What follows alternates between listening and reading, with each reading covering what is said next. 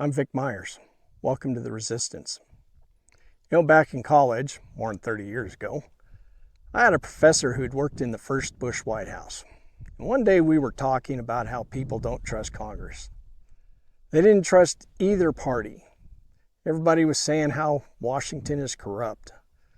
My professor said something I've never forgotten. He said everybody hates Congress except their own congressman. They'll rail against the system. They'll say they want change. But when it's time to vote, they keep sending the same people back to Washington because all them guys in Washington are bad except for my congressman. And here we are, 30 years later.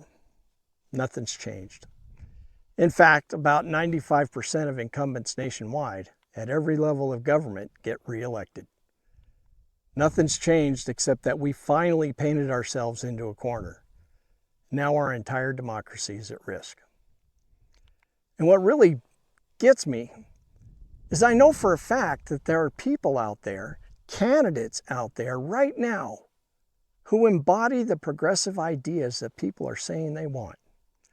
You can go on any social media platform at any time of the day and find no shortage of people complaining about incumbents, about big money, about the Democratic Party not supporting progressive candidates. And these candidates that I'm speaking of are exactly the kind of candidates that these people are saying they want. Why aren't you supporting these candidates? These candidates aren't getting the support that they need to be considered viable. What they are getting is shut down and shut out by the oligarchical establishment wing of the Democratic Party. We say we want bold progressive voices. We say we want change. We say we want to replace the dinosaurs. But wanting isn't enough. You have to act. The very least that you can do is share every post by and for these real progressive Democrats. The most you can do is become a regular financial donor, or maybe volunteer to work on their campaign in some capacity. But there's other things you can do too. Like this guy, Big Mike. He doesn't just talk about the need to find better candidates. He's gone out in his neck of the woods, finding progressive candidates and making videos to promote them. Like this one. In this one, he interviewed a progressive candidate named Mike Barlow.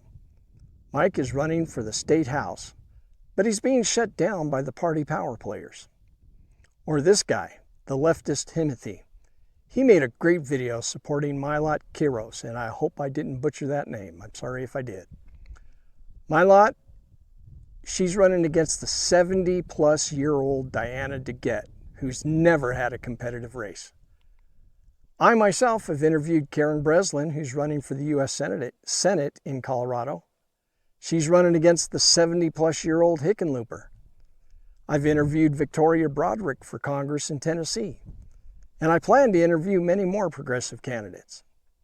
I'm not just talking the talk, I'm walking the walk, which is why I feel comfortable telling you, all of you people out there making videos, complaining about the party, complaining about how we need to get more progressive leaders. I'm talking to you. It's time to either put up or shut up. Thanks for listening. Good day. Oh, wait, one more thing. And this has nothing to do with the rest of the video. I got to get this out. This kid in Washington, the Doge guy that gave himself the nickname Big Balls. Son, I grew up in a small country town where, getting in fights and all that stuff is kind of a regular thing. Nobody had to go to jail for getting in a fight. But anyway, if you're going to give yourself a nickname like Big Balls, and then let a 15-year-old girl beat the shit out of you, son, you got to change your nickname. You don't get to use that. I mean, maybe no balls, something, but not big balls. No way.